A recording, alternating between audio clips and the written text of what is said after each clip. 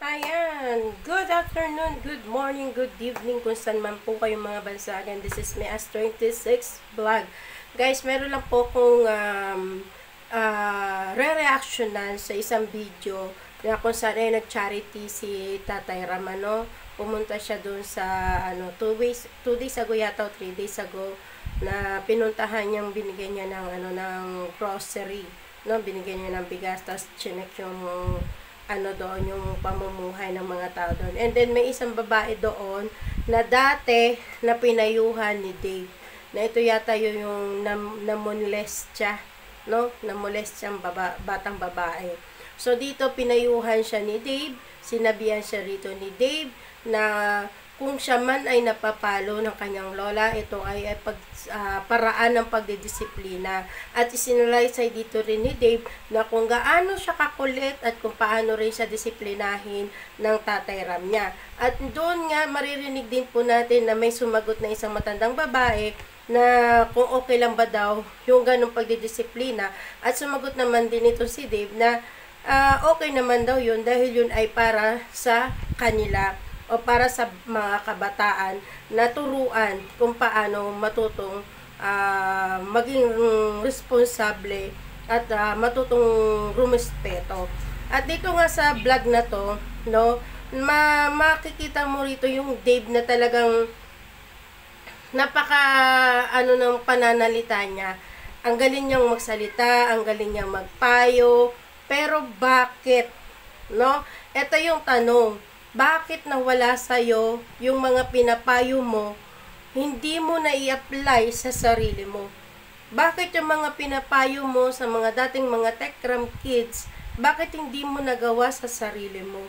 No? Kaya nakakapanghinayang at talagang hanggang ngayon masakit sa ibang mga mamis, mga titas, mga titos, yung nangyari na itong batang kargador na to ay hinangaan sa pamamaraan ng kanyang pananalita na napakamahinahon, napakamakadiyos, at napakarespetong tao.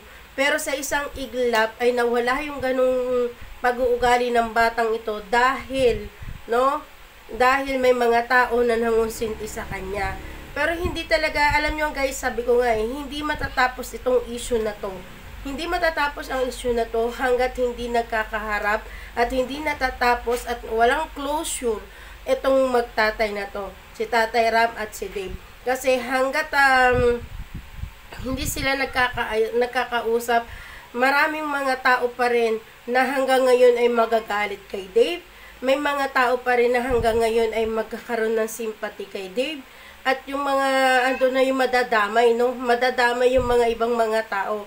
Katulad na lang itong comment nito nung isang basher, no? Na pati yung anak ni Tek Poren, pati si Tito Jun na nawalan ng anak, pati si Nanay Jackie na pinipintasan. Alam niyo si Nanay Jackie since day 1 o simula sa pool, ito si Nanay Jackie ay payat talaga. Hindi talaga siya tumaba, talagang pumayat at lalong pumayat kasi syempre may inaalaga ang mga bata. At hindi biro ang pag-aalaga ng mga bata. Lalo na kung yung mga bata ay maliliko, talagang mangangayayat ka. Hindi mo kailangan personalin yung mga tao para lang, no, makaisip kayo na makagante o makapagsalita kayo ng hindi maganda sa kapwa nyo dahil nasusupil kayo, no? Nasusupil tong mga wakwak na to. O kumbaga napaprangka sila ni Tito Poren.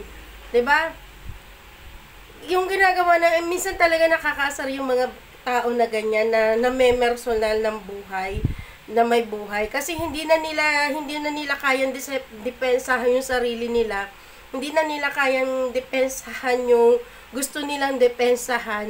Kaya ang nangyayari, pe-personally na lang nila kung sino ang mga nasa paligid. Kung hindi kaya yung tao, hindi katulad ko, halimbawa ako, 'di ba? Hindi na nila ako kayang na ribatan. So, kukuha sila ng issue doon sa mga kasama nung nire-rebatan nila o doon sa mga kasama na nagre-reaction. Kaya ngayon, nakita nila yung kalagayan ng anak ni Tech Foreign na binabash nila ngayon. Bakit? Kasalanan ba ni Tech Foreign o kasalanan ba ng bata na naging ganun siya? 'Di ba? Grabe, 'di ba? Pati yung namayapang anak ni Tito Jun na hindi naman kasali sa issue na to, wala naman sa issue na to, ay idinamay pa. Asan kaya yung mga utak na mga ano na to, no? Alam niyo guys, ako talaga minsan talaga gusto kong mag-voice out dito ng mga pangit na salita. Kaya minsan pinipigilan ko na lang kasi. Dahil syempre nga, pag tayo nakapagsalita na ng hindi maganda, lalo na rito sa social media, ay hindi na natin ito mababawi pa. Dahil ito ay nasa social media. Pero minsan talaga, hindi mo maiwasan makapagsalita ng hindi maganda sa mga taong makikitid ang mga utak. 'Di ba? Grabe. Kung sino lang sana ang nagre-rebat, nagre-reaction, yun lang sana ang kanilang batuhin ng reaction. Hindi yung magdadamay pa sila ng mga wala na dito sa mundo, o yung mga batang mga inosente, o yung isang taong nananahimik na nagbigay ng pagmamahal kay Dave. Siguro naman at sigurado naman na mahal din ni Nanay Jackie to si Dave kasi nga, 'di ba? Itinuring na anak, 5 taon na nakatira sa kanila. Kaya guys, dito sa video na to, nakikita ko na sobrang dito sa iano ko yung video na to, ilalagay ko diyan at pahiram muna po doon sa video na yon, Kuya Tekram. Nihiramin ko po muna yung clip video na yan para po makita, no? At maano man lang nila na makita man lang siguro ni Dave o ng iba na nag-aaruga kay Dave na iba si Dave nito at iba si Dave noon. Nung nasa poder ng pamilyang Manalastas. Kasi nung nasa poder ng pamilyang Manalastas si Dave, napakaganda ng pinapakitang ugali. Pero nung lumabas sa bahay ng Tatay Ram niya, tumubo ang mga hindi dapat tumubong pag-uugali. 'Di ba? Kaya talagang hindi matatapos ang issue na to hanggat, sabi ko nga, hanggat hindi nagkakaharap ang magtatay na yan. Nasa mga wakwak na lang, no? Nasa mga wakwak na lang kung sila ay papayag na matapos ang issue na to. Nasa mga wakwak na lang din, no? Kung gusto nilang tuldukan at wala nang makontent ang kanilang Lola Daisy nila. 'Di ba?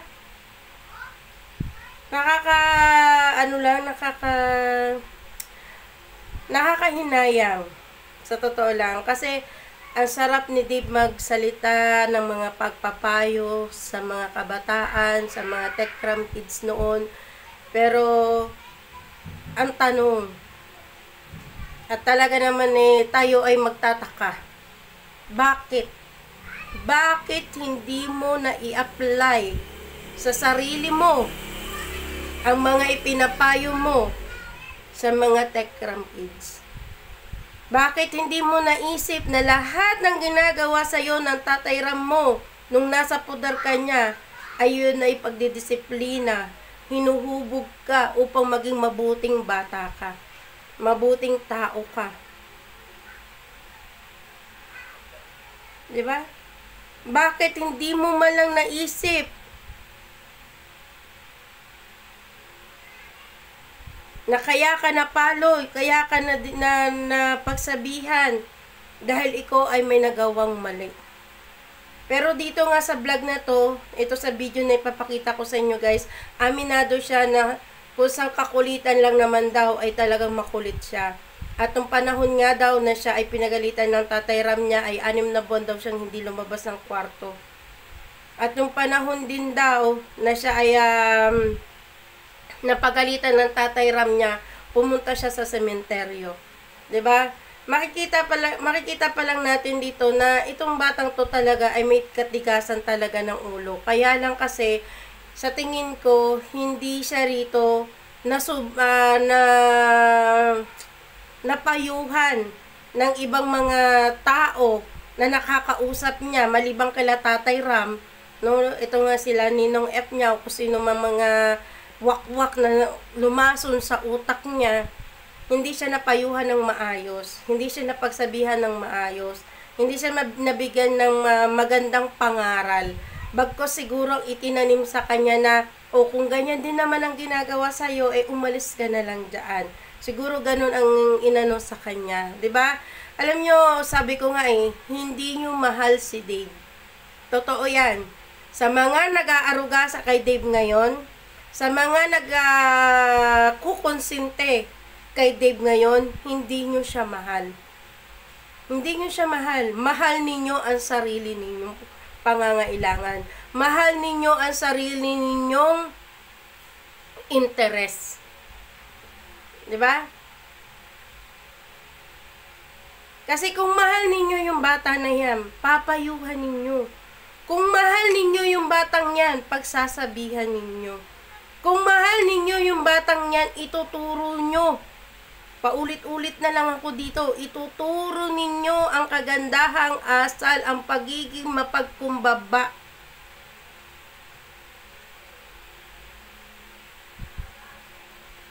Hindi biro ang 5 taon na pag-aalaga sa kanya ng Tatay Ram niya. Kahit niya sino Ako nga, dati nga, may pinatira din ako sa amin Siguro umabot lang ng ilang buwan, pero hanggang ngayon hindi ko sila nakakalimutan. Kasi maganda yung naging samahan namin.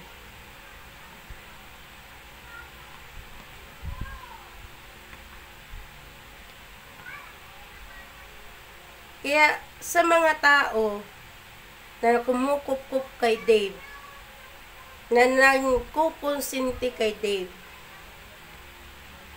maawa kayo sa bata. Maawa kayo. Ituro nyo sa kanya ang maging mapagkumbaba. Kahit na sabihin nyo, damage is done, nangyari na, nagkasakitan na, lumabas ng mga pangit na salita, o etc. At least, pinairan niya ang pagiging makatao niya. Pinairan niya yung mga salita ng Diyos na dati ay binabasa niya sa Bible. Pinairan niya sa puso niya ang salitang utang na loob. Diba? Kaya yan guys, hanggang dito na lang po ang aking live. Maraming salamat po sa lahat at suportahan ninyo po ang Tech Ram community at si Tatay Ram at sa kanyang mga vlog. Suportahan ninyo rin po siya. Maraming salamat po sa hindi nyo pagbitaw kay Tatay Ram. Maraming salamat po sa inyong lahat. Maraming salamat po sa pagsuporta sa aking munting channel at sa mga video na aking ina-upload. Thank you po sa inyong lahat. Again, this is me as 26 Vlog. God bless you as all. Bye-bye!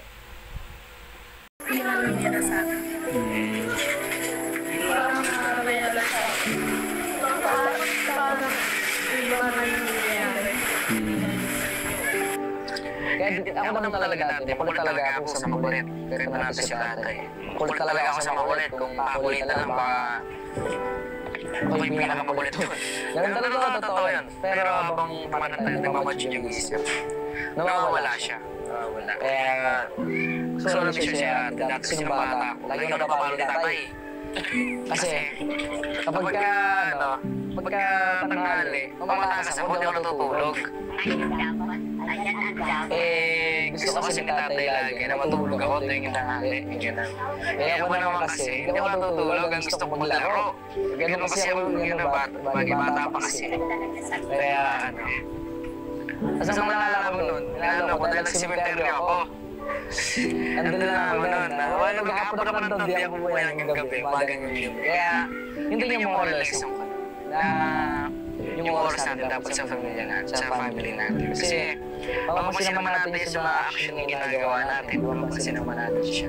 Kasi, mapapansin mo naman, wala na pala oras sa pamilya ko. Wala na pala oras sa mga ganyan bagay. Kaya, yun. Mapapansin natin, kahit ikaw natin na ano pa, nasa process ka pa ng ano. Kumbaga, pamature na tayo. Kasi dati pataas eh, dapat yung isip natin sa pataas. Ako nun, naalala ko na, basta ako, yung may paro sa akin natin, yung nakapagdadala. Hindi ako lumabas ng ano, 6 na buwan. Alam na buwan ko? Pero yung inagudwi ko, kasi may sabi nga po nila, minsan po kasi hindi po pinapalo ng iba kasi sasabi po ng magulang, nakakawa daw ko. Kumbaga parang, ang ano po is yung parang gusto po nila, hindi masaktan yung bata.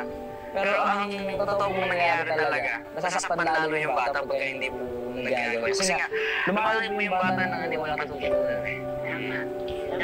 Kunyari po, kaya po ako natuto kasi nga takot mapalo. So hindi ko na po siya kailangan gawin, hindi ko na po ulit ginagawa yung mga ginagawa para mapalo. Kumbaga yun yung magmamalo kasi pagka hindi mo mapalo yung bata, uulitin at uulitin po yun. Ngayon, pagka kaya po yung baby, di ba? Ang example ko lagi sa mga youth po, mga po na pagka hindi nabigyan gusto umiyak. Tapos kapag nabigyan ng gusto, tumitingin nga sila sa pag-iyak. Kumbaga, yun yung way ng bata para mabigyan yung gusto. Iyak siya at iyak para makuha niya yung gusto. Kumbaga, nai-spoil. Kaya tayo ate, hindi naman, wala yung mga sana na spoil tayo. Kumbaga, kung ayaw mo mapalo ng lola, yung ano, nandun pa rin yung pagsunod. Nandun tayo sa tama, nasa tama, nandun tayo sa mali. Kung ano kunin yung mapapakain.